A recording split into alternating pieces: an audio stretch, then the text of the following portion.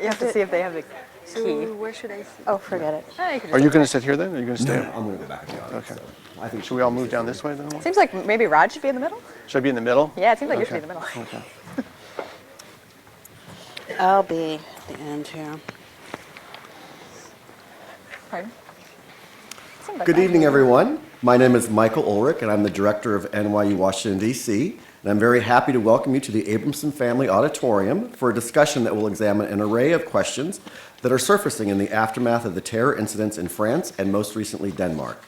The actions of a few have ignited conversations about how free societies can share different points of view without repercussions of violence. Tonight, for our discussion on these issues, we are pleased to welcome our moderator for the evening, Rodney Benson, who will then introduce our panelists. Rodney is currently an associate professor in the Department of Media, Culture, and Communication at New York University. He is the author of Shaping Immigration, a French-American Comparison, winner of the 2014 AEJMC Tankard Book Award. Silvio Weisbord, editor of the Journal of Communication, has praised the book as a sophisticated, elegant, and evidence-packed cross-national analysis that will be a go-to reference for the comparative media research. Benson is also editor with Eric Neveu of Bourdieu and the Journalistic Field, and co-author with Matthew Powers of Public Media and Political Independence, Lessons for the Future of Journalism from Around the World. He is currently working on a new book, How Media Ownership Matters, drawing on interviews and organizational data from Sweden, France, and the United States. The book goes beyond the standard media concentration debate to explore how different forms of media, ownership, commercial, civil society, and public, facilitate different types of journalism. Prior to joining the NYU faculty, he was assistant professor of international communications and sociology at the American University of Paris. Prior to his academic career, he was a chief speechwriter for U.S. Senator Tom Harkin. He holds a PhD in sociology from the University of California, Berkeley. His articles and essays have appeared in many publications, including the American Sociological Review, Political Communication, Press Politics, Le Monde Diplomatique, the Christian Science Monitor, Al Jazeera, and the Miami Herald. Please join us after the presentation for a short reception in the lobby. Enjoy the discussion from people who speak French much better than I do. Thank you.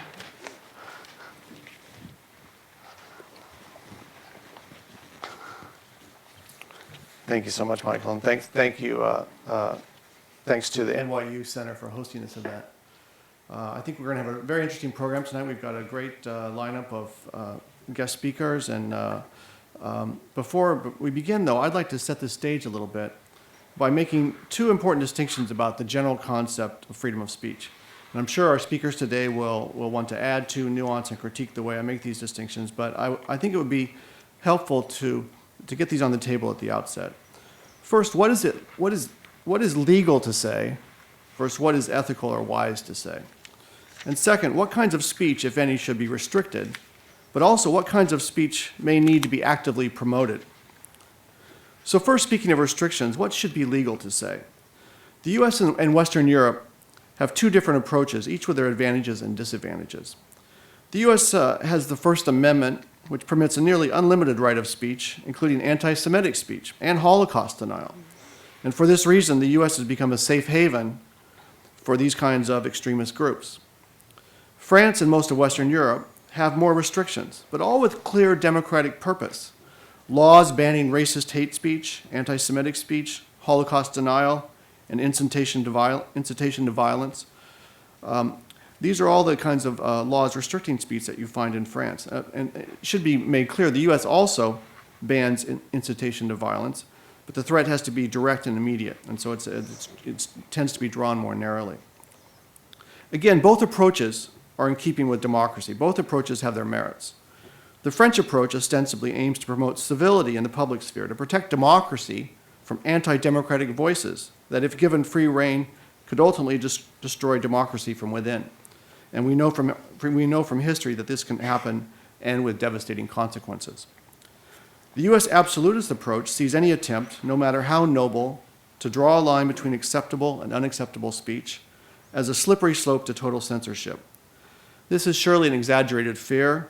As philosopher Honora O'Neill has powerfully argued, there is never an absolute right to free speech, especially when it comes to the megaphone power of powerful media organizations whose speech is not simply the exercise of a personal right of self-expression, but also the potential imposition of nefarious influence over millions. Yet there is surely also often wisdom in U.S. tolerance of marginal extremist viewpoints. Ignoring extremist views is often more effective than persecuting them. What if all the arrests, so one question we might ask, and we'll probably get into this evening, what if all the arrest of Dieudonné accomplished other than adding to his luster as a hero and martyr to France's disaffected youth? So Dieudonné, as most of you probably know, is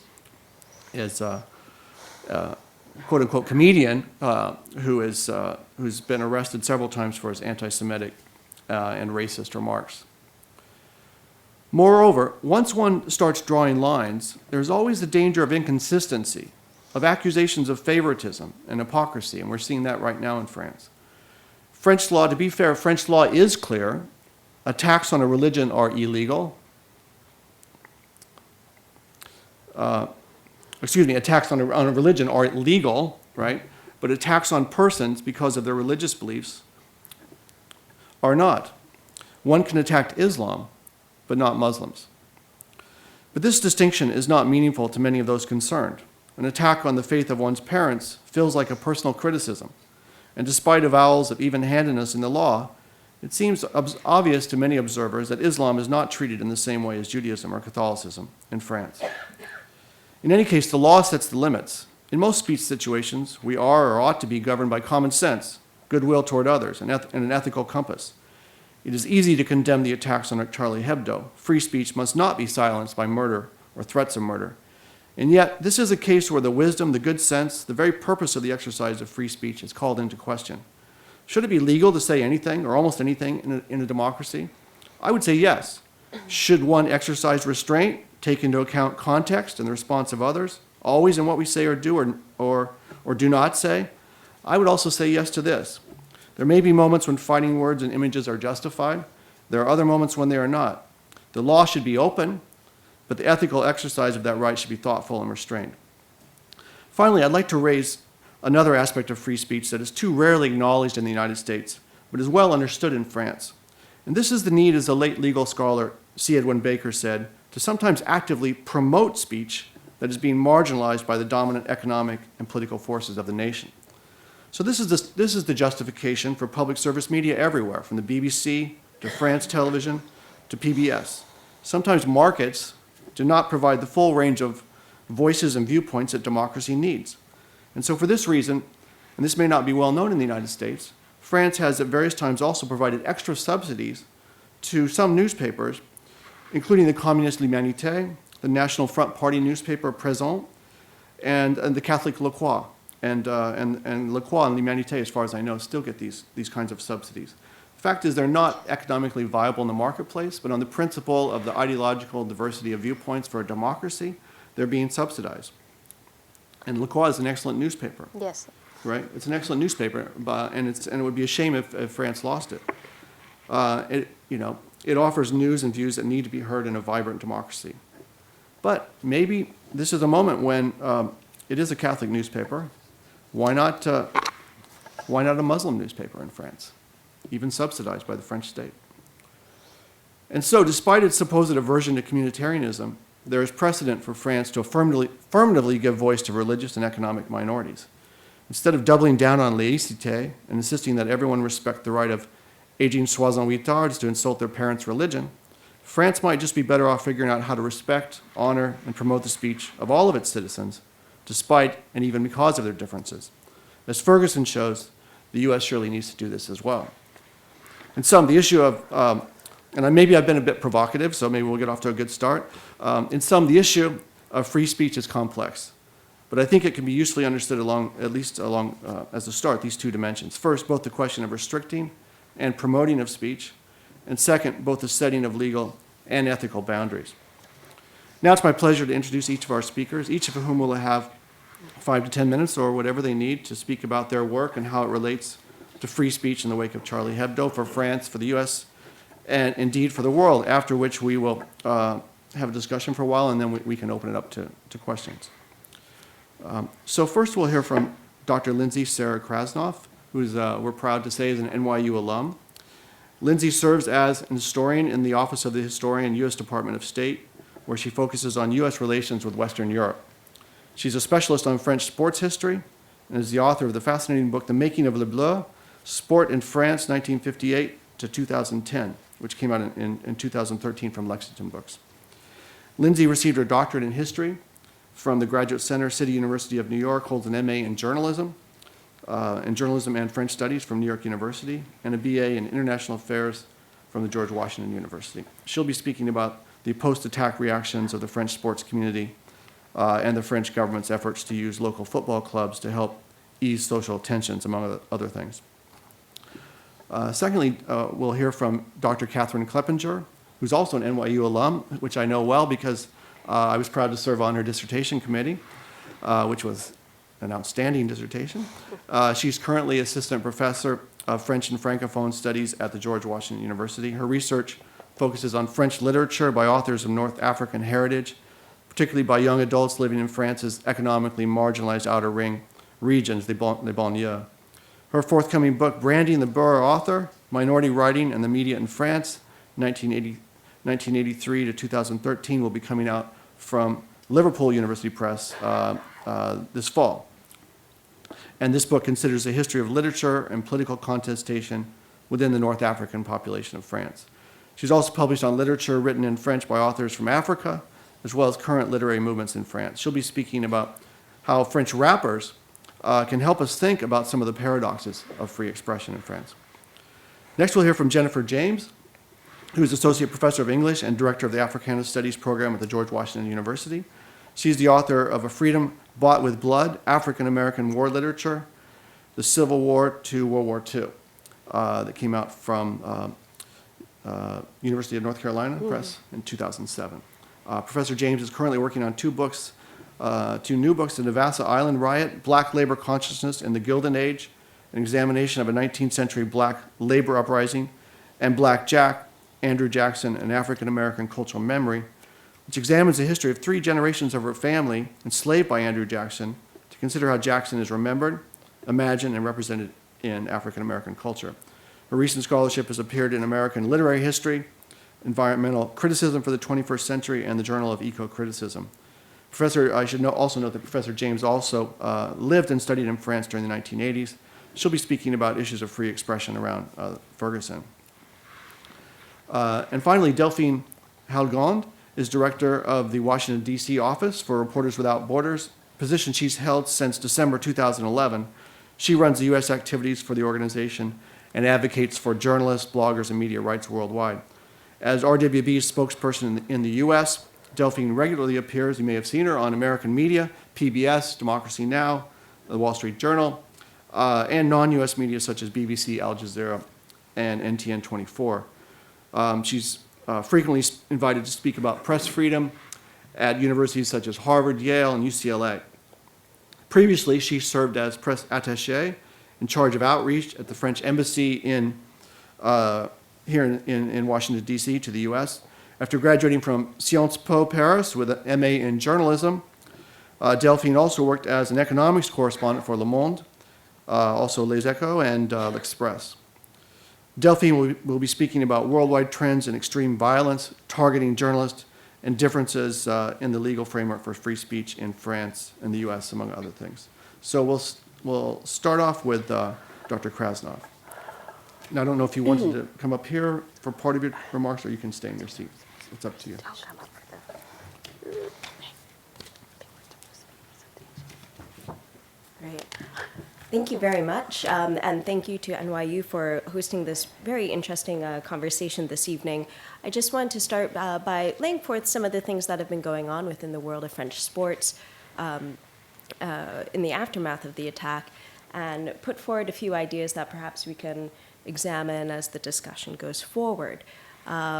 Certainly, when the attack struck on January 7th, the aftermath therein, the French sports world was very vocal in voicing their horror at the events and their solidarity with the victims, all of the victims. And many parts of the sports world took up the Je suis Charlie slogan. athletes, presidents of federations, directors of clubs. There was a lot of solidarity on and off the sports field. Throughout France that weekend, there were moments of silence to commemorate the victims through the professional leagues, through the amateur leagues as well, and also at some of the younger youth game levels. In the weeks following it, many sportsmen, past and present, came forward in the media to condemn the attacks, to encourage solidarity, and to encourage their fellow countrymen to work together to find better solutions to some of the issues that the attacks highlighted. For example, several of the basketball players who play here in the United States at the NBA, such as Kevin Seraphin with the Washington Wizards and Nicolas Batum with the Portland Trail Blazers, were very proactive early on, donning a black Je suis Charlie t-shirt, having their teammates do so, posting these on social media, and they were not alone. This was part of the larger wave. At the march on January 11th, 20 of the sports federation presidents and directors marched in solidarity together. Others marched in their local communities, including the athletes under whose administration they fell. And very much there's a lot of posting on social media, sharing these sentiments, pride to be French, support for the victims, and encouragement of how to move forward. Not everyone, though, jumped on the bandwagon. There were several players in the Football League, many from North African background, who refused to wear Je suis Charlie logo on their club T-shirt, as was mandated by the club. Their reasoning being that they do not necessarily agree with the concepts behind Charlie Hebdo, and instead wore a black armband on their shirt. And this was a little bit controversial, and certainly questions were raised about, well, how can we be celebrating freedom of expression when we're being taken to task for being forced to express ourselves in a certain way and not in another? So I think that's very indicative, and I think it speaks to the larger politicization of football in France over the past several years. Certainly, there's been lots of discourse, positive but also very negative, surrounding the national team as representative of the nation. So those are things we can delve into perhaps during the discussion and Q&A. One of the immediate outcomes at the end of January, the Secretary of State for Sport launched an appeal to the regional clubs within the Parisian region, asking for their help and their expertise in ameliorating the social ties within their areas. Now, from an American standpoint, one of the first questions is, well, why would this even, why would this be news? But the fact is that football is everywhere. It might not be the most highly regarded sport within France, and certainly, that's another, the place of sports culture in France is very different than it is here in the United States. But football is everywhere. There is a football club in every town, no matter how small. There are many in the larger towns and cities, and they are very much a network and considered to be a socializing agent. You play together, you learn the rules, you learn to be part of a group and what it means to advance based on talent and merit, to be together. And some of these are the very reasons why early French educators back in the 19th century very much launched onto football and other team sports for their ability to impart democracy and republican ideals in their young charges. So there's certainly a lot of re-examination in terms of how football and the sports world more broadly can help to improve social ties, but it's also acknowledged that football within France, the football world at all levels, whether the youth level, the amateur level, the professional level, is perhaps one of the most inclusive and egalitarian in France in terms of access, who plays, who's promoted, and so forth. That's a little less the case when you look at the hierarchy of the football world, so talking about management and administration, but at the practical level, it is known as one of the most equal ones. And so there's a question of what can French society learn from the example of football and how it approaches its young charges. So I will leave off there. I might stay here if people can hear me. Does that? Okay. Yeah, I was just thinking to foster more conversation as we continue. I'm all flexible. So my thoughts today, I decided to do a little bit of work on the responses of the rap world, both rap and hip hop culture. This was led because I have done some work previously on earlier movements of the rap and hip hop world, and I noticed that rap in particular is a very interesting site to think through some of these paradoxes, because it's also the place where many of the artists from this community also run into problems with the government. And in many ways, they use the same discourse as Charlie Hebdo to say, we're just artists doing what we do, and you need to respect us for that. And so we see a really interesting convergence here, where when artists from Charlie Hebdo are drawing and creating insulting images, they're being protected under freedom of speech, when the rappers who are doing very similar things are actually being prosecuted. And so I found that rap has actually become a very interesting site of contradiction about how these various questions have been treated, particularly because now that the attacks have happened, there have been all sorts of debates about, is rap a cause of this? Is it an effect? How do we understand it? And I think what's important to remember is that in France, rap has always been very, very political, and it has stayed so, where in the United States, we certainly have a movement of rap that has become more consumerist and consumption-based. France has not really gone down that path. And so there are some pretty amazing examples of very, very political and smart commentary. And I brought a bunch of different clips that I can show depending on how the conversation goes. I won't start with that, but we can certainly watch some examples as we continue. And so what I found really interesting is if we just take a very quick historical detour, we can see a trajectory of how these questions have been treated. In the 1980s, it was a much more optimistic atmosphere. It was much more about the arrival of this population of the younger generation, the descendants of immigrants saying, you know, we're French and proud of it.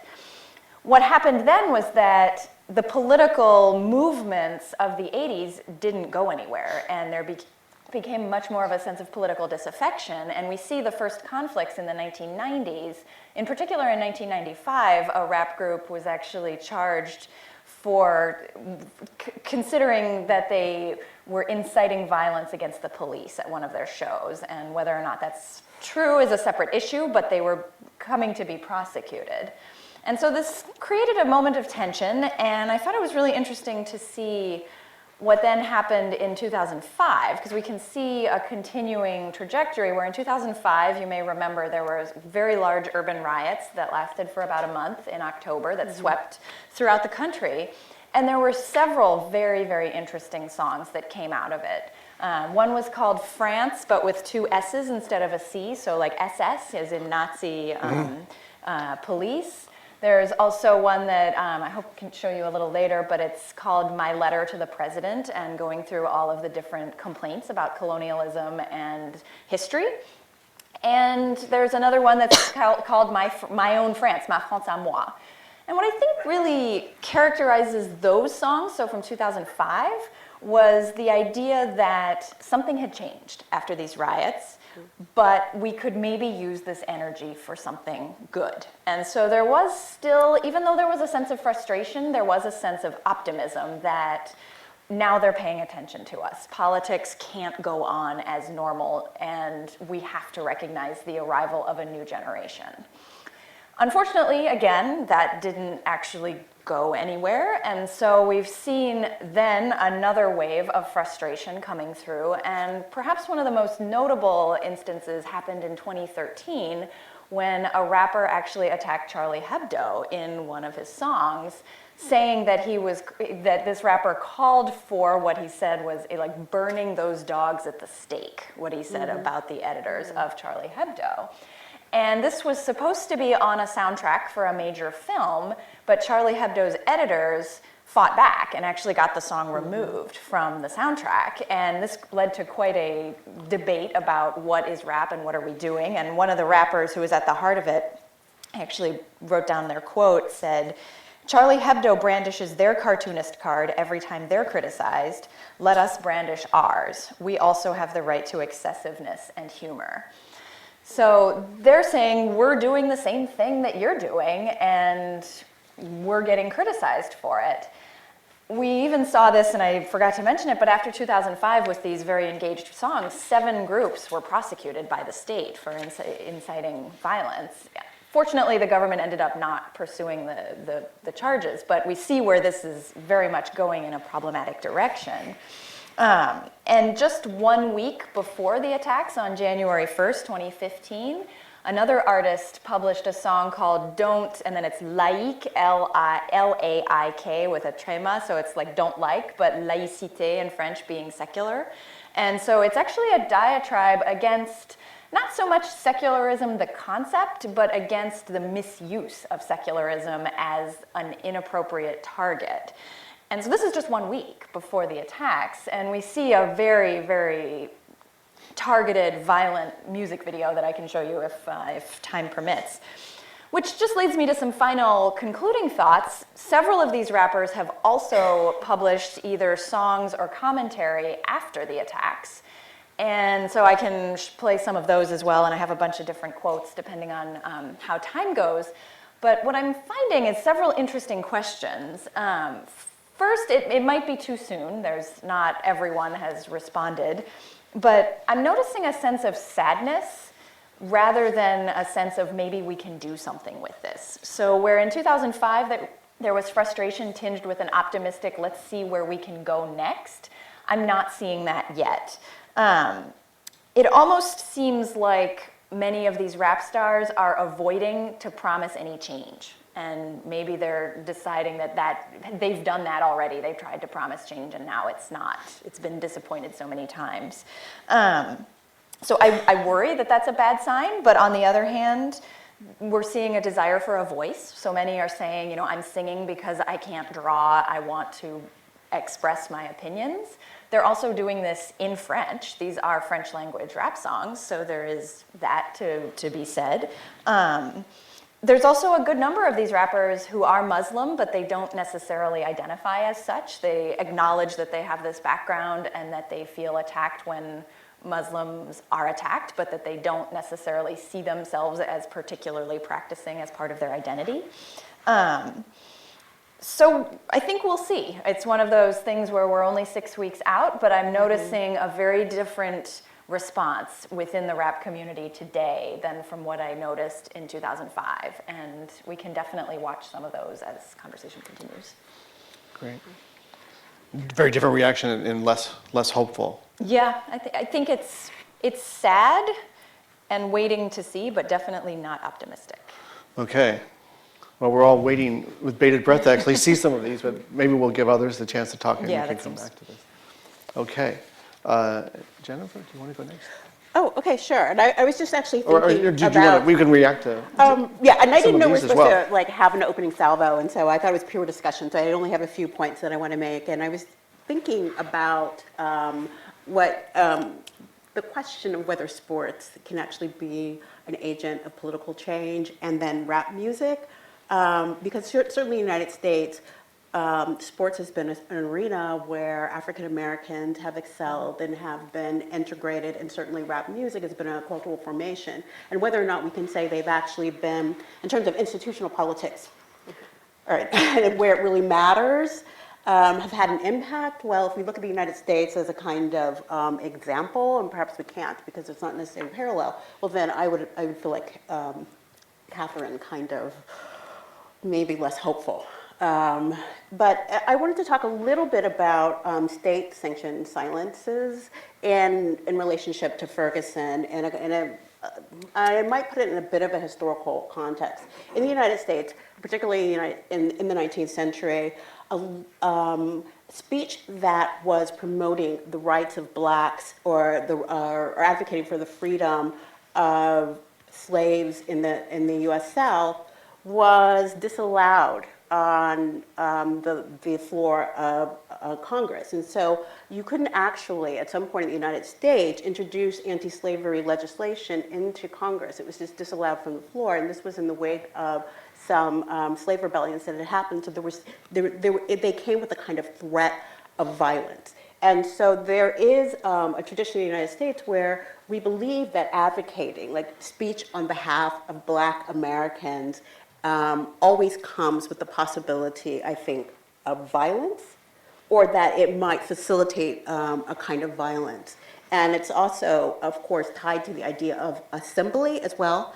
Because obviously in the 19th century, African Americans were not allowed to gather in great numbers in the South because they thought it would end up erupting into something that could be rebellious. And so when I look at Ferguson and think about that history, and then of course in light of the First Amendment, what I see is a kind of confluence of these anxieties around Black bodies, rebellion, violence, and speech. I mean, if we think of the three protections in the First Amendment, one is, of course, the right of a free press, speech itself, and then the freedom of peaceful assembly. If we obviously, I think we could all see that the arrest of journalists was certainly a problem. And the fact that they were not just arrested, but were intimidated at the end of guns, really. And so just covering for the press what was going on in Ferguson ended up becoming risky for them. They might end up being harmed. And so, so that was obviously something that got a lot of coverage in the press because it was about the press. But the protesters themselves were subjected to these silencing tactics. It is unconstitutional to impose a curfew on assembly. And a federal judge actually, what would the word be, like declared that was a violation of the rights, their rights. They were asked to keep moving at one point. They couldn't be stationary when they were assembling. That was a violation of constitutional rights. So they had to keep moving, keep moving, keep moving. That kept a lot of people from actually participating. So if you were disabled, you couldn't participate. If you were elderly, you couldn't participate. If you were just tired, you couldn't participate. And so that was considered a violation, was judged a violation of their right to assemble. They were told that they had to protest, quote unquote, respectfully, whatever that means. And so your very demeanor could be judged as being in violation of some kind of fabricated standard that the police and the local government had sort of conjured in their minds. And of course, this was also enforced at the end of a gun. The 14th Amendment is designed partially to protect us against excessive use of police force. We know that they were, the overt militarized response was not something that was just used to intimidate, but people were tear gas. Rubber bullets were shot at protesters. And this is in clear violation, not only of the 14th Amendment, but of international standards. And this is another way of the state sort of enforcing a kind of silence around the protesters is by just by using force. So the question that I have is that we do, in some ways, privilege free speech, as you were saying, in this way that seems like it's almost absolutist. But we don't. We don't. Practice, right. Only absolutist, I think, when it supports the goals of those in power. Otherwise, I think that there are limits placed on the speech of minority populations and disenfranchised people all the time. All the time, right. So this is something that I would really like to talk about as a comparison, because in the Je suis Charlie, right, Charlie represents the majority of the French people, not the minority. And it represents the state in some ways, right? Even though it's not. Although it represents a kind of marginal voice within the majority. I mean, politically, ideologically, I wouldn't say it represents the majority prior to the Well, whole you- protest. But then, yeah, So anyway, so Well, I like probably Delphi- rambled here because I wasn't really as prepared, but go ahead. Okay. You look like you want to talk. just one thing. I mean, you bring up this great distinction between, the free expression rights of protesters and minorities versus thinking about First Amendment rights and free speech rights as the rights of the press, which are not necessarily the same things, right? Yeah, they're not necessarily Right. coextensive. So let's jump on that.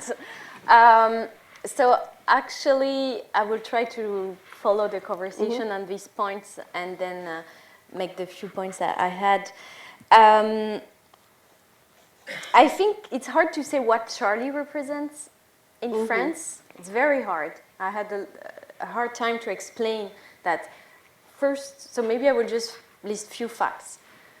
Charlie Hebdo was a dying newspaper with very few people buying it and reading it. But most of the cartoonists who have been killed were working for many newspapers. And they were very famous.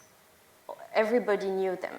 So when I try to do a comparison, I'm trying to say, imagine if in one day Jon Stewart, Bill Maher were all shot at the same time, because they were as famous, just to stop the comparison here.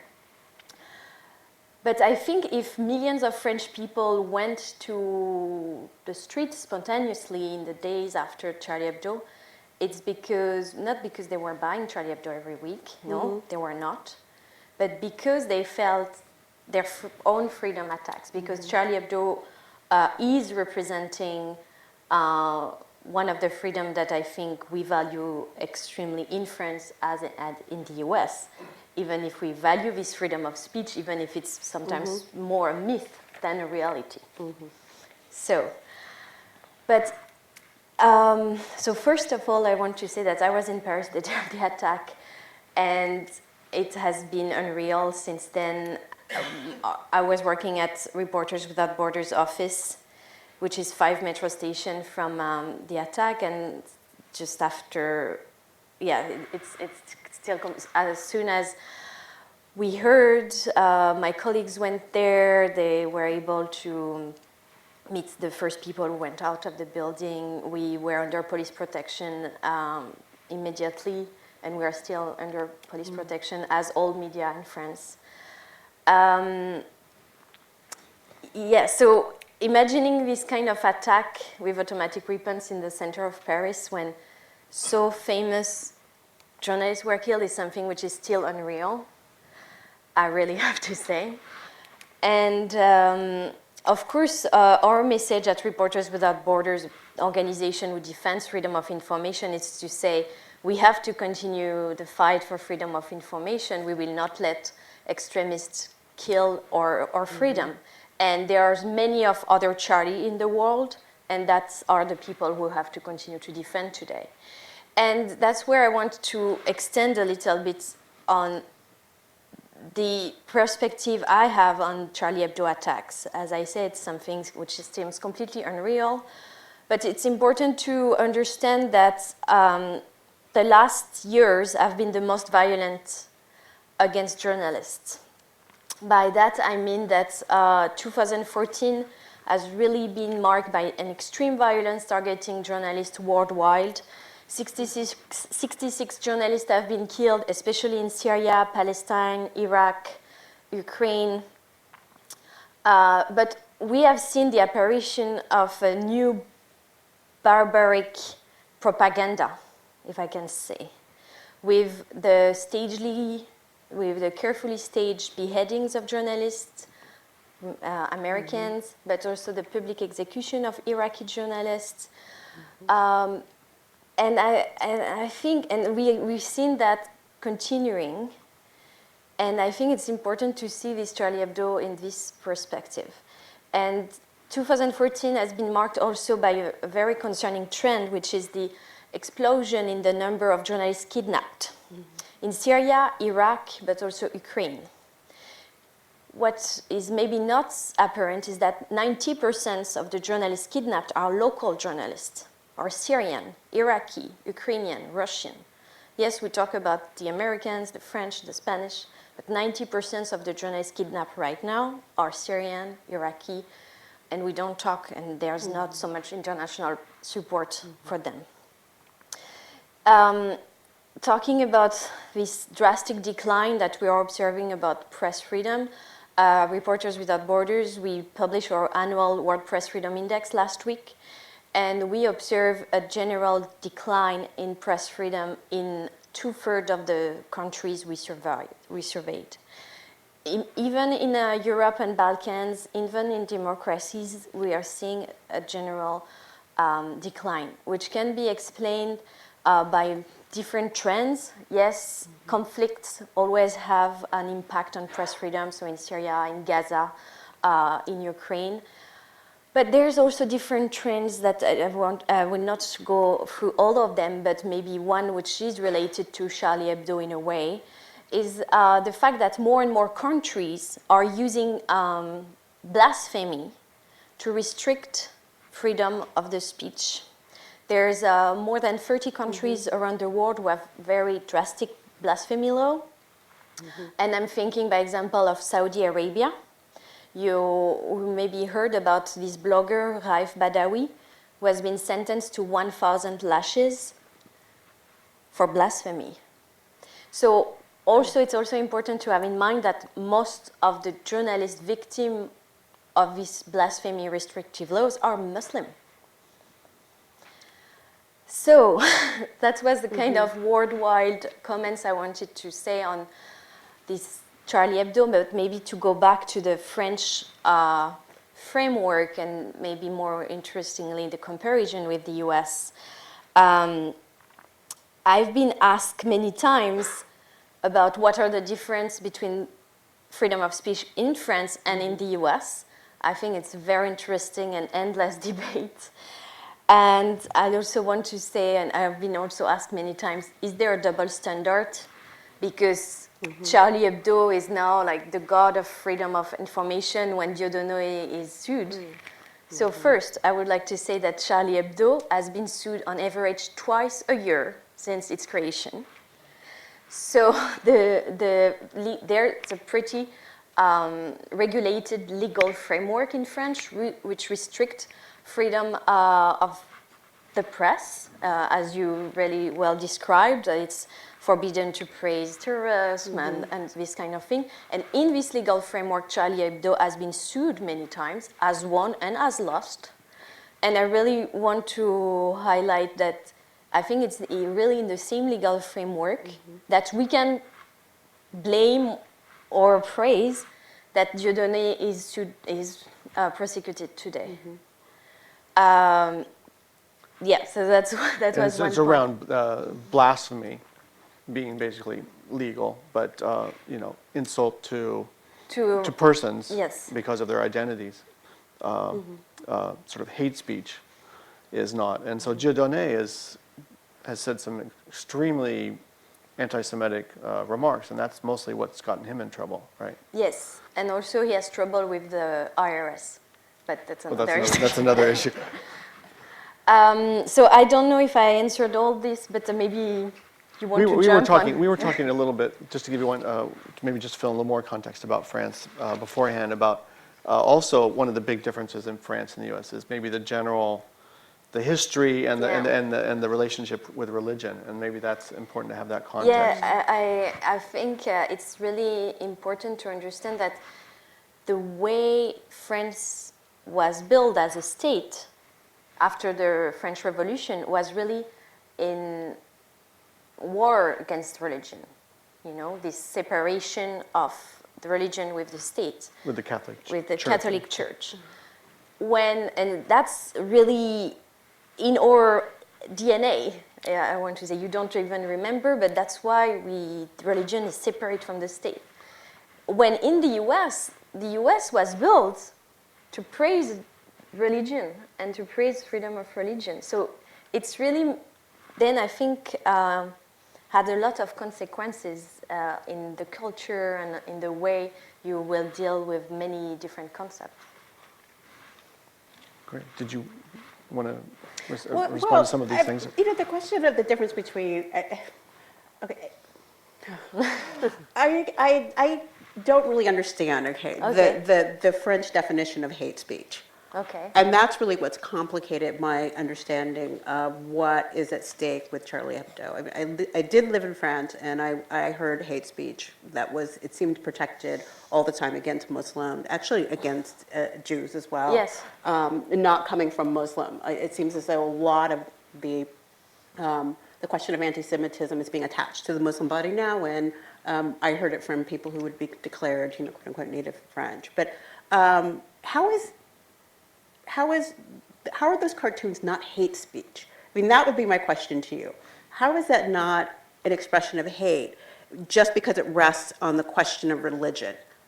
And isn't anti-Semitism, I mean, isn't Judaism a religion? So what are these distinctions? Am I making any sense with this question? I will try to answer it, even if it's very, but please help me. Part of it is, I know Charlie Hebdo is, they make fun of the Pope all the time and show him in And Orthodox scatological Jews. positions, and yeah, so part of it is, are you attacking the religious hierarchy, as opposed to religious practitioners? So that would not, I think, in practice, that would not be hate speech. So this is, I think the distinction, it's not maybe drawn well, but the distinction would be the religion, a depiction of Muhammad, or is not the same as depicting Muslims, I guess, ordinary Muslims. And there's in also, a negative way. Well, there's also such a long tradition of satirizing figures of authority. And I think some of it also comes down to that. I mean, we can go all the way back to the French Revolution to find horrible pictures of, Marie Antoinette in compromising positions, and then a subsequent king was constantly referred to as a pear and drawn as a pear. So there are, I think it's also a form of satire that's specifically at any form of authority, right? Yes. That making fun of any sort of overarching rules. I mean, how you take that is a separate issue. Well, I mean, but whether you buy it or not, I think Charlie, Yeah, the Charlie Hebdo, Obviously, I right? don't Yeah. buy it. So, but I'm just trying to what would be the best case you could make for that from the perspective of the journalist, and the Charlie Hebdo journalist would say they were, the authority that they were going after were the extremist terrorists who had given this threat to them, and they weren't after ordinary practicing Muslims, but against these leaders of these extremist groups. Would you say that's fair, Delphine? Yes, I think. But we don't have to be in the business of defending Charlie Hebdo. No, I think it's the question of what is hate speech, what are the limits of what should be the limit of free speech? Are there some limits? It's an interesting debate. I maybe want to go back to one thing you said earlier, which differentiates that I've seen more recently in the sense which American newspaper decided to publish or not. Absolutely. Charlie Hebdo cartoons was fascinating for me. I have to, because also seeing that in this context that free speech is supposed to be absolute in the US legally, but then newspapers will freely decide according to their ethical standards to publish or not. So I thought fears of offending the audience. So I thought that was actually very interesting to see the arguments for not publishing or publishing these cartoons, which was like the front cover of the next Charlie Hebdo for me was news also. So it's interesting how a newspaper has to make the decision. Or like I remember the New York Times describing the cartoons on the front page, but not showing it. Interesting. So it highlights again difference of, and that there's still a debate going on what we should say or not, or what we should show or not. I'm interested to hear your perspective on what you thought about the American newspapers publishing or not publishing these cartoons. It was kind of a replay of 2005. When was it? 2006, when the Mohammed cartoons from Denmark. And so I wasn't surprised because when that happened, the same thing happened. A lot of the American newspapers and television news organizations did not republish the Muhammad cartoons at that time for similar reasons. So maybe if people were expecting them to do differently, I wasn't really surprised for the same reasons, although I guess there was a lively debate inside the New York Times. And some of the journalists thought that they should. The Wall Street Journal did publish them. So some major newspapers did as well. So there was differences of opinion on that. I think part of the difficulty of talking about this, I was just in France in Montpellier at the end of January, and you know, I was talking to some French colleagues there and saying, you know, the difficult thing for Americans to understand, you know, is how, you know, is this really something you should do? You know, is this really something, you know, you can do this, but is this really something, these kinds of cartoons? And he said, well, most French people agree with that too. They just don't think you should be shot for it. You know, so I think the context of this violent act, in some ways, I think has distorted the whole free expression debate in France. I don't know if you agree with that, Catherine, but you know, before this happened, it's not as if everyone loved Charlie Hebdo in France. Right. Right? You know, it's not as if everyone thought that what they were doing was a good idea, but after they were gunned down in this dramatic, violent way, it's like, it was, I think, hard to think clearly about it. And so it's like, it's clear that that's not a good thing. It's clear that you should not be killed for expressing your views. And so I think it's maybe inhibited a bit of introspection about what, you know, right?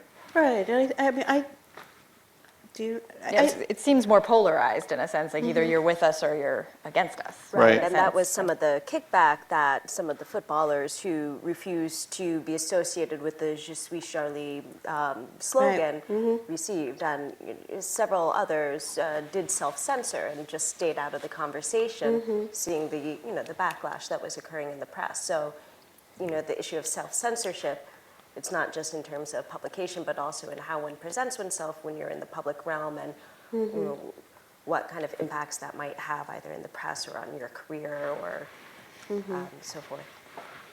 And one, and this kind of links up, but one of the responses, so needless to say, the rapper who called for the burning at the stake of Charlie Hebdo in 2013 published a long commentary on his Facebook page about this now, and one quote that and I have a long one, but I'll just say the last few sentences, but he says, now I have this feeling of shame for something that I did not do, and that I never even thought of in my like deepest anger. And so here we have someone who actually did say that he wanted to burn them at the stake, but saying now I feel ashamed for something I didn't do, because he's being pushed into this position of the adversary. I'm trying to figure out when is the best moment for you to show us a few of your promised videos. Maybe, Do you want me to do it now? maybe you should Sure. pick out the best ones for us. Yeah, maybe I'll just do two, just a quick comparison. And I'll pick one, it's by a rapper named Axiom, and it's the file that's actually called Axiom. And I picked this one partially because I have a subtitled version, so it's nice to watch. But what's really interesting about this one is that he wrote it very, very quickly during the 2005 riots. So it actually came out while the riots were still going on. And you'll see a lot to work with here. So let me turn this on.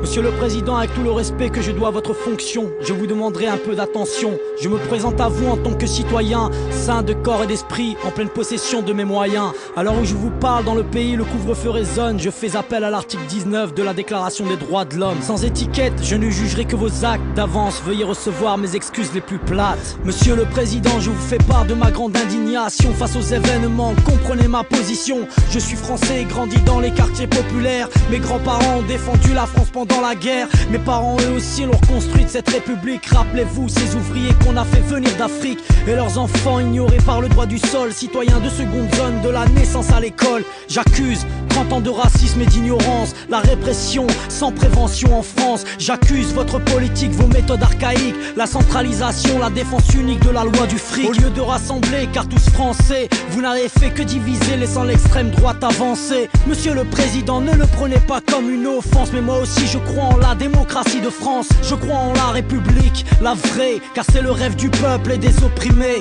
Colonisation, chômage et précarité ont engendré violence, inégalité. La discrimination à l'embauche, à l'emploi, cela va sans dire, provoque la fuite des cerveaux, laisse une jeunesse sans avenir. Est-ce un hasard si votre ministre séduit l'extrême droite? Ces gens qui auraient livré la France sans jamais combattre. Monsieur le Of course, we can hear the Marseillaise in the background.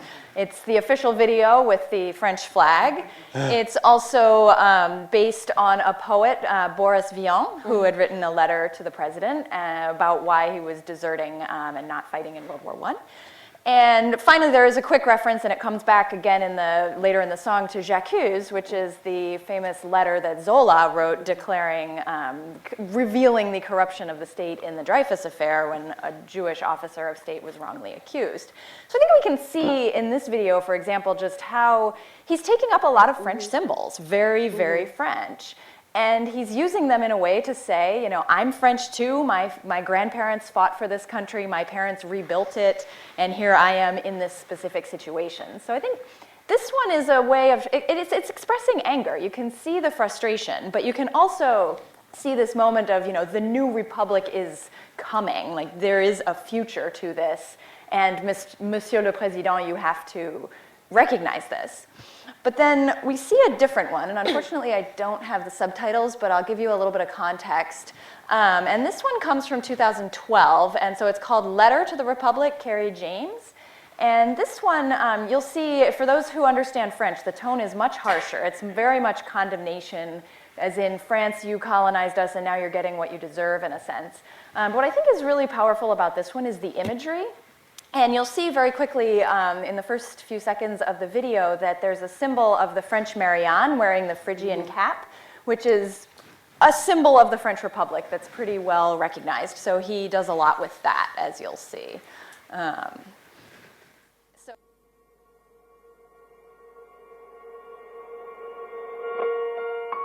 Lettre à la République, à tous ces racistes à la tolérance hypocrite, qui ont bâti leur nation sur le sang, maintenant s'érigent en donneurs de leçons. Pilleurs de richesses, tueurs d'Africains, colonisateurs, tortionnaires d'Algériens. Ce passé colonial, c'est le vôtre, c'est vous qui avez choisi de lier votre histoire à la nôtre. Et maintenant vous devez assumer, l'odeur du sang vous poursuit même si vous vous parfumez. Nous les Arabes et les Noirs, on n'est pas là par hasard, tout arrivé à son départ. Vous avez souhaité l'immigration, grâce à elle vous vous êtes gavé jusqu'à l'indigestion. Je crois que la France n'a jamais fait la charité. Les immigrés ce n'est que la main d'œuvre bon marché. Gardez pour vous votre illusion républicaine de la douce France bafouée par l'immigration africaine. Demandez aux tirailleurs sénégalais et aux harkis qui a profité de qui. La République n'est innocente que dans vos songes, et vous n'avez les mains blanches que dans vos mensonges. Nous les Arabes et les Noirs, on n'est pas là par hasard, tout arrivé à son départ. Mais pensiez-vous qu'avec le temps, les négros mutrés finiraient par devenir blancs? Mais la nature humaine a balayé vos projets. On ne s'intègre pas dans le rejet, on ne s'intègre pas dans les ghettos français parqués entre immigrés. So you can see the tonality and the whole spirit. You know, we have the Marianne with first menottes, handcuffs, and second with the guns coming out. So this one was 2012. Some lyrics that we don't necessarily have to listen to because they're not formal videos, but some lyrics from some of the more recent songs, though the ones that came out right after the attacks. There's one who's saying, you know, I'm writing because I don't know how to draw. Let's be 66 million people with the same idea so that their ink cartridges will never be empty. Let's leave indelible traces so that the future will know that their talent and their courage are not simply alive in our memories. So that's one.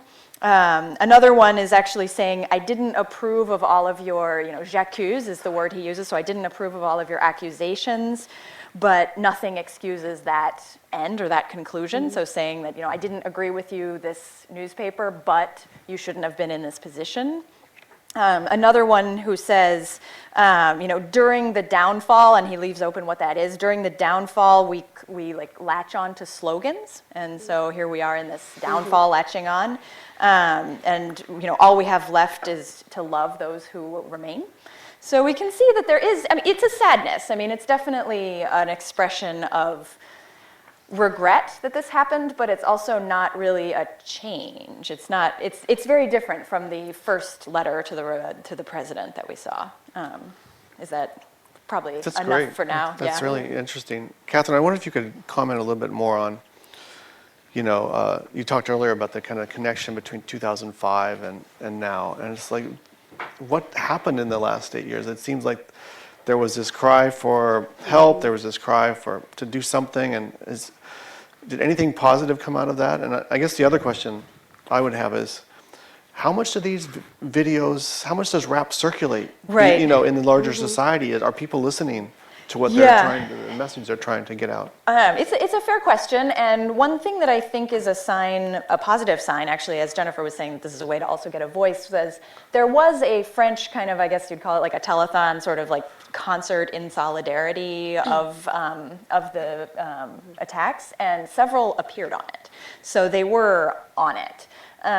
They seem to be getting attention. I think maybe a lot of it is because there's accusations of rap as being a cause of this, and so maybe there's a little more attention. Also, the fact that the younger brother in the attacking duo was in a previous life, he wanted to be a rapper, and so there are videos online of him freestyling and dancing, and so there is this sort of attention as to what that is.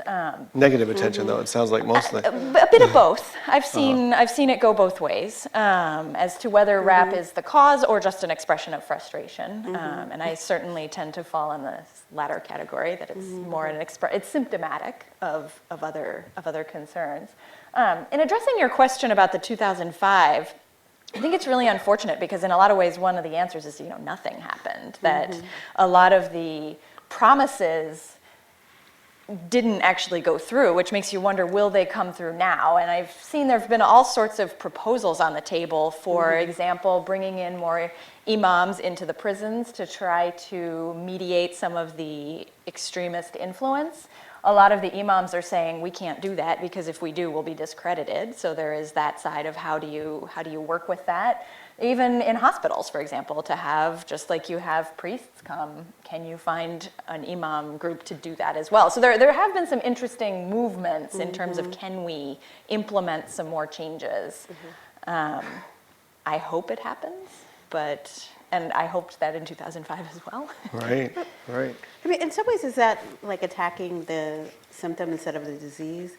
To treat extremism as the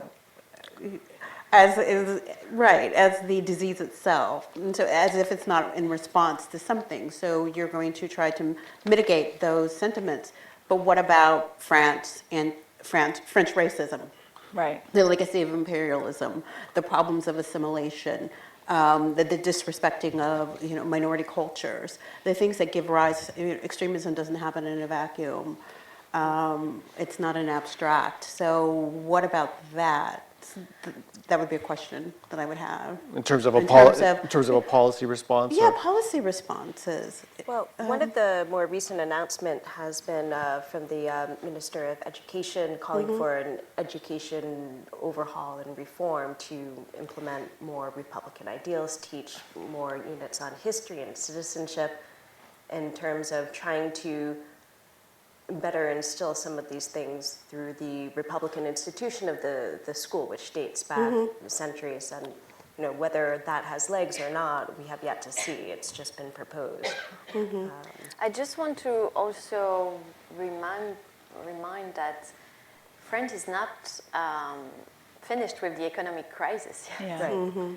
It's still, the general atmosphere is not very optimistic for anybody in France. The unemployment rate is still very high for young people, especially. And I think that's one main issue. Delphine, maybe you could comment a little. We haven't really talked about that yet. I mean, one of the part of the context for this is also the far right in France, right, and the rise of. So we can certainly criticize the current socialist government, but there's this kind of looming threat in France of Marine Le Pen, which would even be worse. I think that's often used in France as an excuse, like, well, we can't really address these problems of racism. We can't really show any favoritism, quote unquote, for minority groups, because that will be recuperated, and there will, by the far right, there will be a backlash that will be even worse than the current situation. And it seems like there's almost a kind of paralyzing smokescreen, effect on progressive reform in France. I don't know Yeah, what you it's maybe think of that, a Delphine. little out of my expertise of press freedom issue, so I'm not sure I have valid point to make, except because I'm French, living in the US for 5 years. So, That's true, yeah. Or as I guess as a journalist cover, I know that some of the journalists I've spoken to, they're very aware of the National Front and how they cover immigration because it might help the National Front. And I guess that the Front National is benefiting from the malaise. I don't the malaise, discomfort of main political parties with the issues of because it's an issue of assimilation, of immigration, of and I guess because there's some turning improvement to be made, and because there's a kind of discomfort to address these issues, the Front National is benefiting from that definitely. Right. And they've unfortunately played their hand very smartly in some ways by The National Front. The National Front, because the National Front was excluded from the march, the Republican march on January 11th. And the justification was that they're not a Republican party. They have, there's no place. But then Marine Le Pen was very astute in her response, saying, "Oh, so this is a march for free speech for everyone except me." So there is that, also raising even more questions about how this all is playing itself out. Just on the march, we actually denounced the presence of many representatives of government who jailed massively journalists. So that was, but that's not what we should remember from this march. Delphine, I wanted to just to get at the issue of press freedom. I wonder, the Reporters Without Borders is engaged in, as you've described, a kind of worldwide struggle for reporters. And I wonder if we should make a distinction between what Charlie Hebdo was doing and what some of these correspondents are doing in these foreign countries. I mean, right? Just in the sense of, okay, you're in Syria, you're in Iraq, you're trying to get some information back about what's going on there. You're trying to get that out, and you're persecuted for that. Not so much of a difference. The famous cartoonist in Syria was targeted just at the beginning of the Syrian conflict. A policeman came and broke his hands. He was a Syrian cartoonist. Cartoonists all over the world are targeted and attacked. So there's a common understanding on that. And I think the cartoonists are touching always very sensitive points. And that's why they are especially targeted, as much as a journalist who is investigating cartels in Mexico. So it's sensitive issue always who are targeted. Right. Yeah. Should we take some questions? And now, what's our schedule? We're going to wrap up by 8:30? Okay, so we should definitely open it up for some questions from the audience. Yes, in the back. Yeah, I don't know, do we have a portable microphone here? There. Looks like there might be one coming.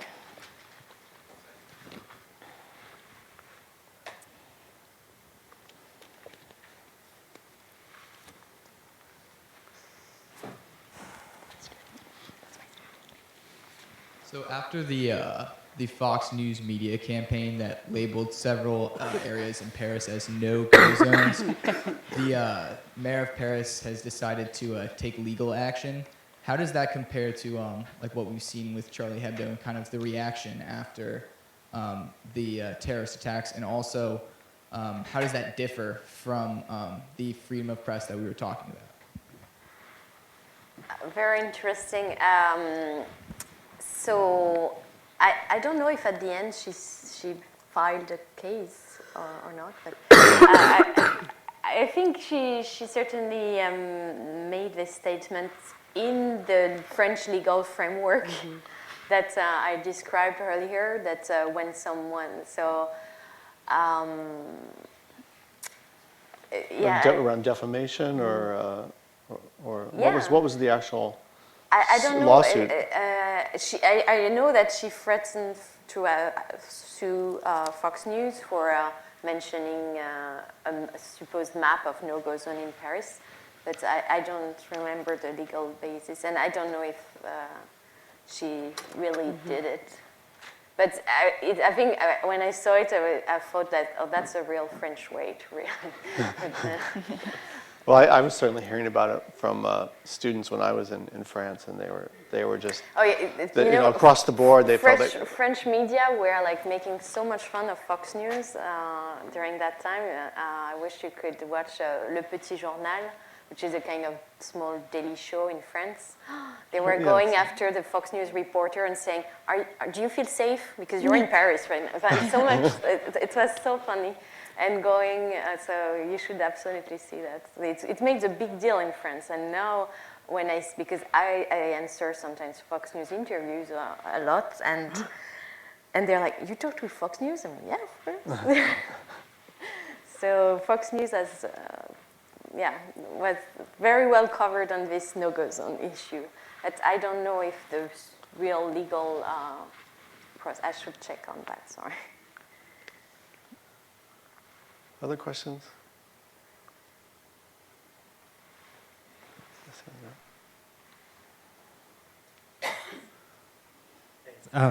This is a great conversation, everyone. I have a question about social media. So when this issue, when the Charlie Hebdo story broke, for me, I first tracked it on social media, right, through the hashtag, Je suis Charlie hashtag. And what immediately struck me was not the hashtag, but immediately there was a counter hashtag, Je suis pas Charlie, and Je suis Ahmed, right? So these other counter hashtags that we're already anticipating, okay, this slogan is quickly going to get reappropriated. It's going to quickly mean nothing. So let's reclaim it. Let's come up with a different signifier for that whole story. So my question is, what happened to those other hashtags? Is the rap response kind of a version of that kind of alternate hashtag? I'm just trying to ask the question about the signifier of Je suis Charlie. How people have been responding to that or reclaiming it. And kind of on a parallel note, it's not a rap song, it's more just a song, but someone did write a song very, very quickly after, and he was Belgian randomly, but just wrote it very quickly, and it became kind of this breakaway hit as well, and it's probably launched this guy's career, because he just did it with him on a bed sitting there with his guitar, but then he was invited to sing at the national TV thing. So it's interesting to see how even the branding of this concept morphed into that as well. And I'll add to that. It's really interesting to me how the I am Mike Brown, for example, or I am Trayvon, hashtag went global. And it was, beyond any kind of border, beyond any kind of skin color, ethnicity. Everyone was really adopting. No one was saying, I'm not Trayvon Martin or I'm not Mike Brown. With this, Je suis Charlie, a lot of African Americans, a lot of people of color were adopting the Je ne suis pas Charlie, I'm not.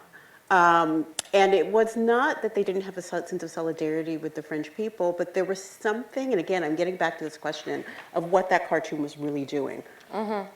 They didn't feel as though they could support it. They felt it was racist, and or that it was hate speech. Okay. And it's something that I kind of feel too, and I'm not exactly sure how to sort through that. But I didn't want to be associated with that hashtag.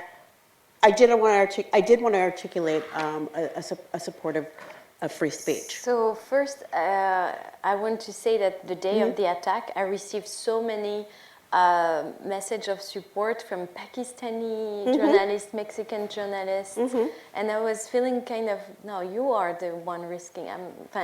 They're the one really facing dangers every day, but it was they needed to say we are with you. And also I want to say that I was very proud to see so much Je suis Ahmed and Je suis Juif and with the Je suis Charlie during the march and after, because that was what is it about? We are, each of us, part of France, and France was attacked, and our values were attacked. That's the way I interpret it. And I know that it's dear to you that you feel that Charlie Hebdo cartoons were hate speech or were... I'm not exactly saying that, but I'm wondering that there's something is not exactly translating in terms so first, I of... really want to say that Charlie Hebdo was attacking every form of authorities. The Pope, Orthodox Jews, the Sarkozy, Hollande, Mohammed, and they were going after everybody. Right, but the Prophet Muhammad being sodomized, right? Is that right? The Prophet Muhammad being sodomized? That's not going after, say... the Pope... I'm not defending each of one of the cartoons. No, but the Prophet Muhammad is not the leader of a religion. It's a religious symbol. And so it's not as though they should be showing the extremists themselves, someone who was at the head of Al-Qaeda or ISIS being sodomized. It was a Prophet Muhammad. And that offends not just extremists, but a whole lot of other people. I think it was Mohammed being sodomized by a bomb. Okay, well, it doesn't matter what he's being sodomized by. But, and I'm not saying that there was no right to, they didn't have the right to print that, or that in some context that this would be understood as satire. But to say that it was an attack on authority and not on people, I think is a bit of subterfuge. Okay. It's really to misunderstand what the Prophet Muhammad represents within that religion and what depicting him. So people are not blowing up newspapers when there is a strong verbal critique of ISIS. They're doing it when there's a depiction, a visual depiction, right? That's what all of these attacks and bombings have been. So there's something that makes it distinct. And that's what I want to try to get at, because that's where the difficult stuff comes in. Mm-hmm. So what we're saying is that freedom of expression should not have a religion, that we should be able, and so first Mohammed, maybe they use the Mohammed because there's no equivalent of a pope, or that they could not, but it's the idea that if you mock a religion, you should be able to mock every religion, and religious grounds should not be used to limit what we can say or not. I agree. I still think it's hate speech, though. But I agree. Because, and partly because of the use of images. But and also, the power of the I images, want to say or that because this image is sacred in this case. Right, and the violation they know that it's going to cause. And to what, and my question is to what ends? Just to prove that you can do it? That was another question I had. What was this attempting to do, this image with a bomb? And what was it attempting to do? And I think that's a very old cartoons, but I'm thinking, by example, of the front page they did just after the attack, which was, this Mahomet with a sign "Je suis Charlie" and weeping, and a tear, and with written on the top, "Everything is forgiven." I think that was. Do you think that was a hate speech? Well, it continued to depict the That was prophet. continuing depicting the prophet, but wasn't it the most humanist answer to what happened? It's just...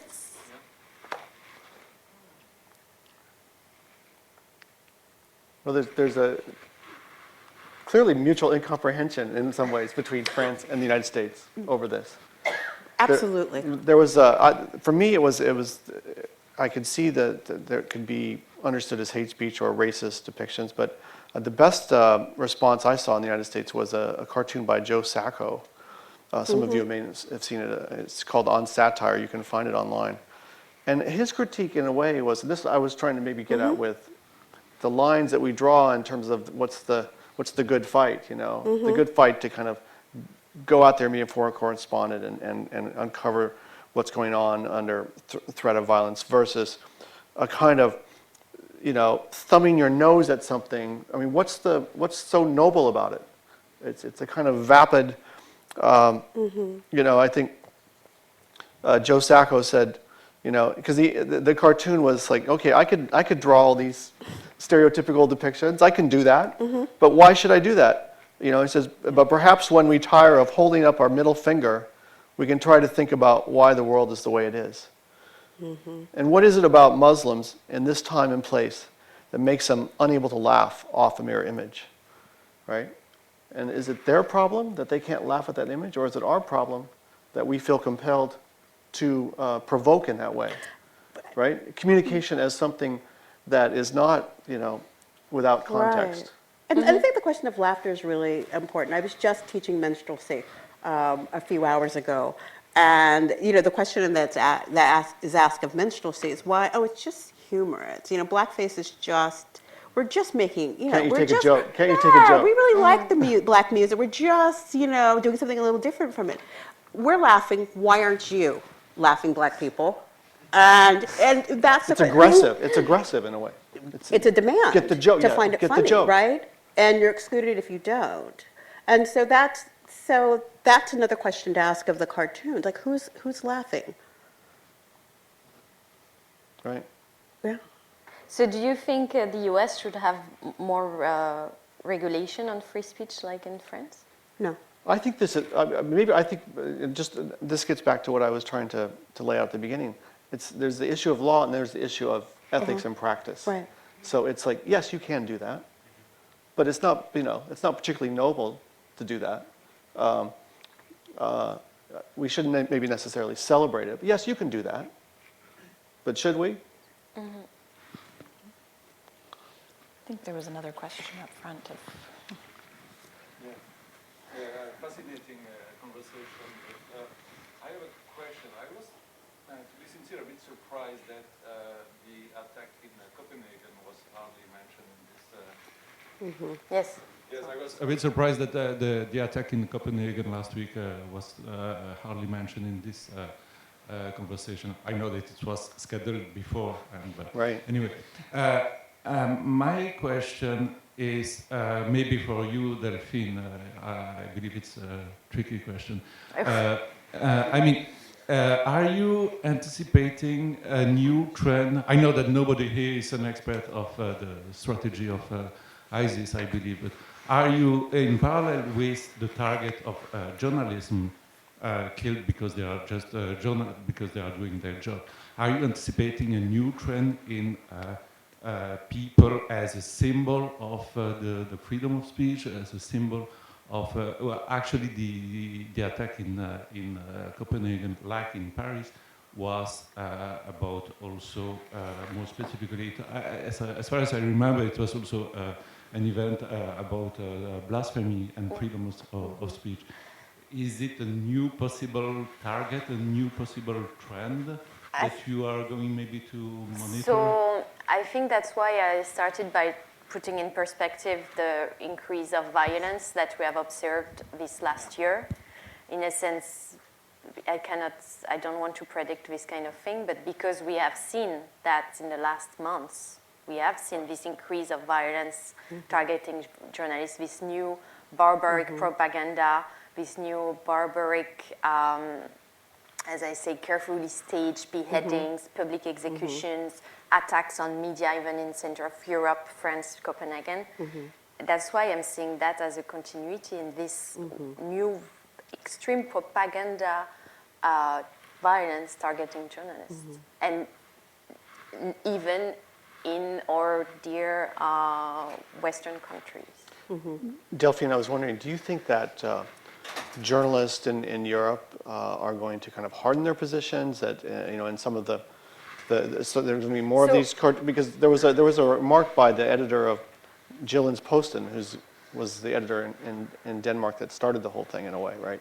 And he decided not to reprint the cartoons this time because he was scared. He felt it wasn't responsible in terms of protecting his staff. So he was already backing down.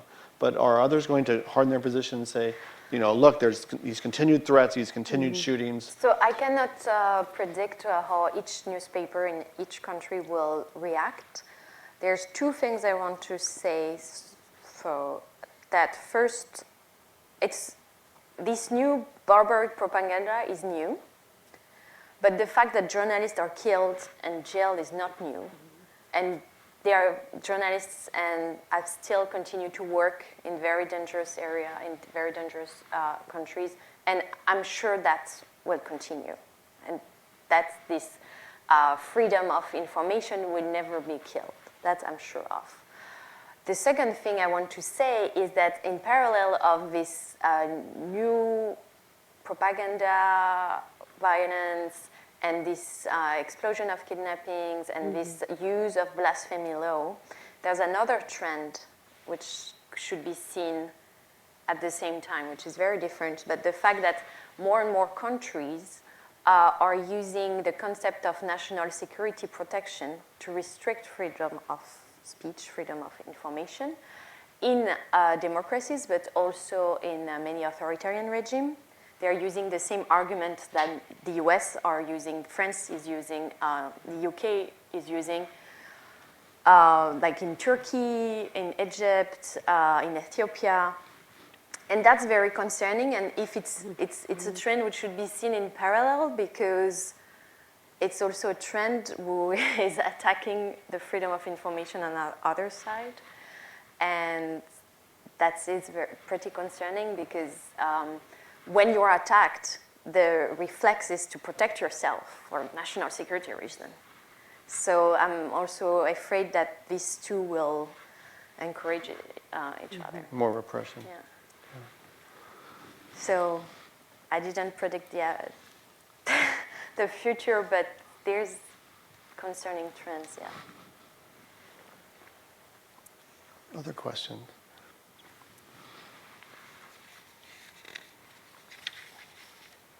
Lindsay, I wondered if you could maybe speak more to, you talked about at the beginning, we really didn't kind of follow up on that, some of the sports figures wearing the black armbands, and there wasn't a total unanimity on that. I mean, how vocal have some of these sports figures been in speaking out, and or have they felt that they can't really say anything one way or the other?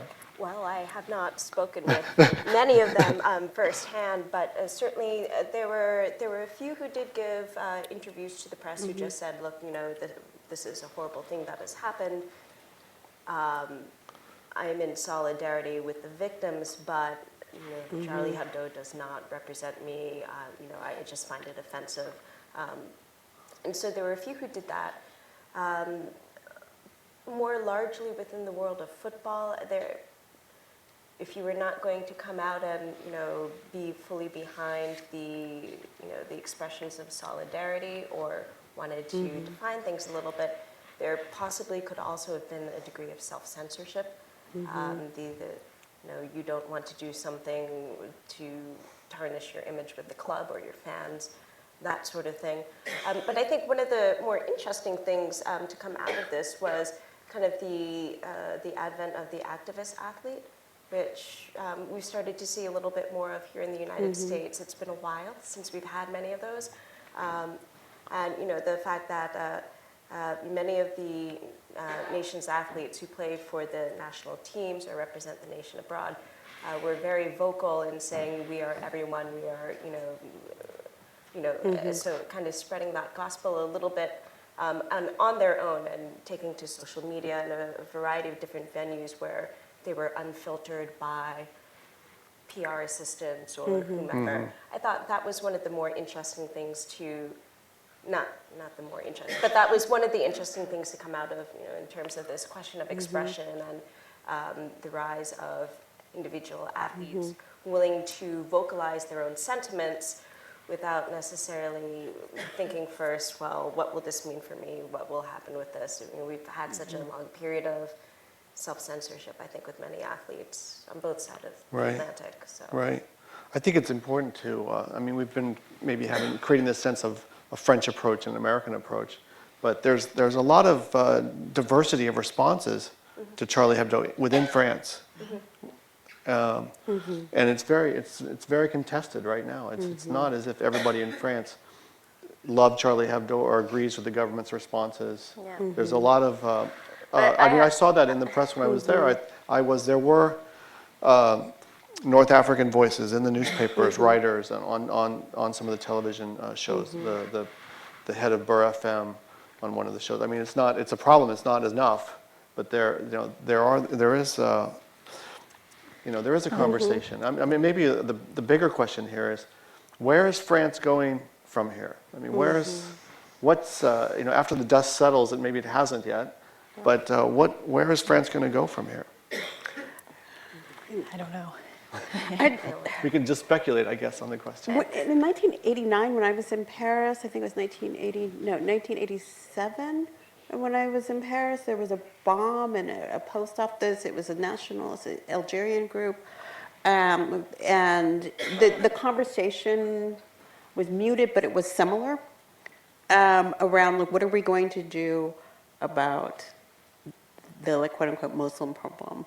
And that was a long time ago. And so I haven't really, so I'm curious, and then 2005. So I'm curious of whether the conversation, like it does in the United States, is going to sort of recycle this. It's going to be the same hand-wringing and recycle the same questions, but really not move forward. I wonder, I hope not, in France.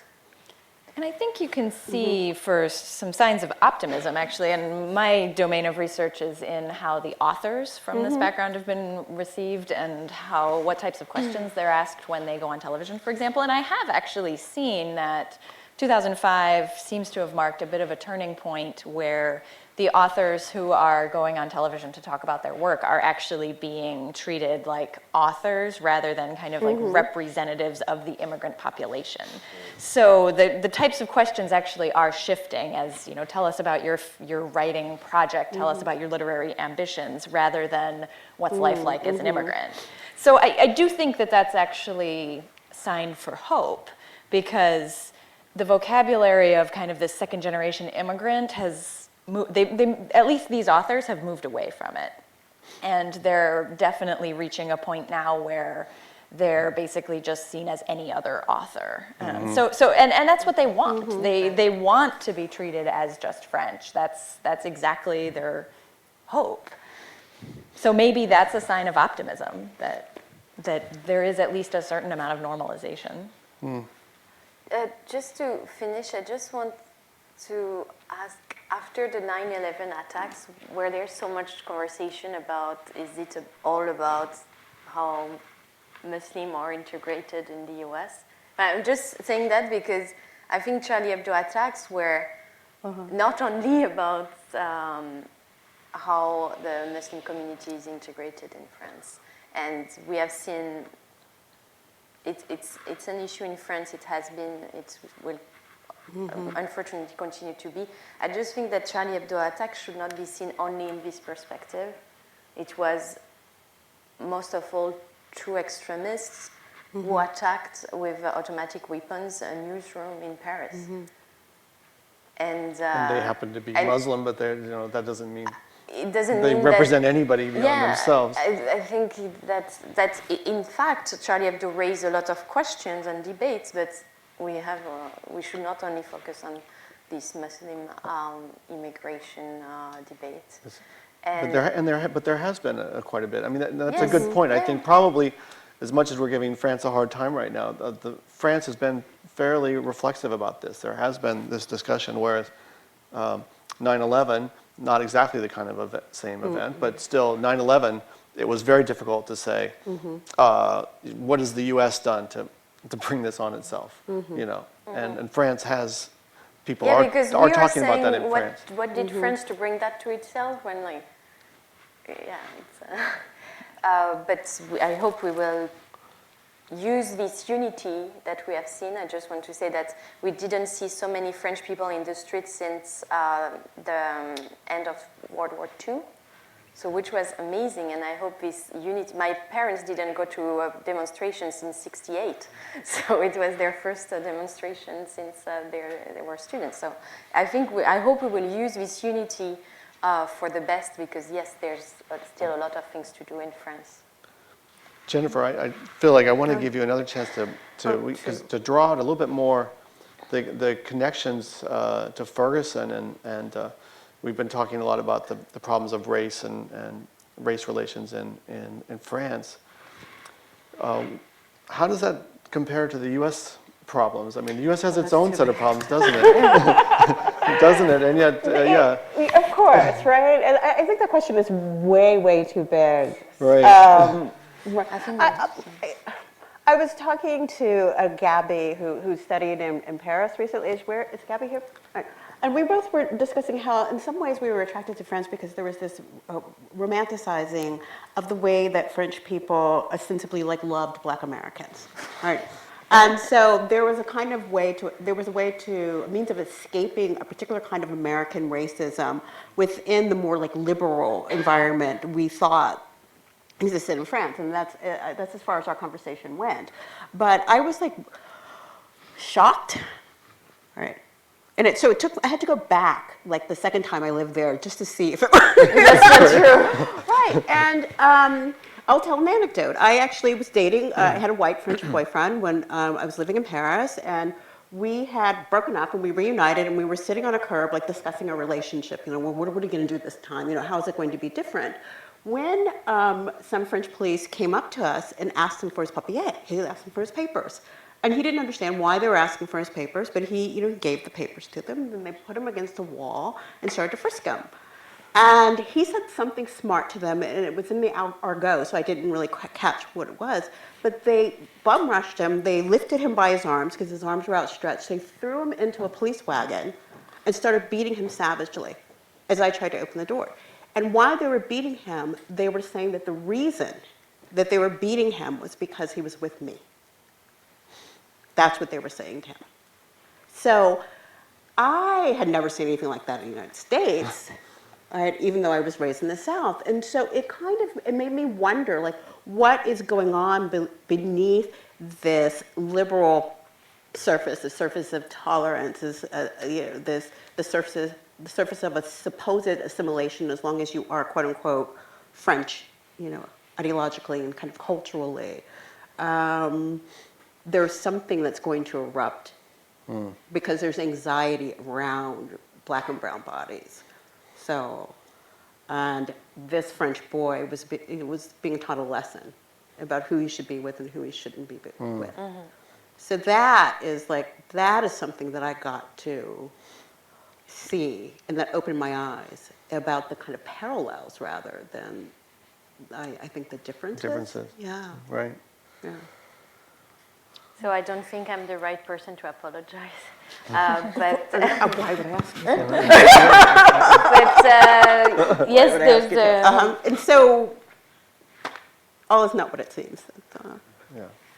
Well, maybe we'll leave it on that. Well, and perhaps one concluding note is just that we're asking the same questions, right? I mean, despite any sort of possible similarities or differences, we're still asking the same questions. Same questions, right. Same problems. Okay.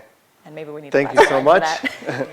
And we will Thank you. adjourn to the reception. Thank you very much. Thank you.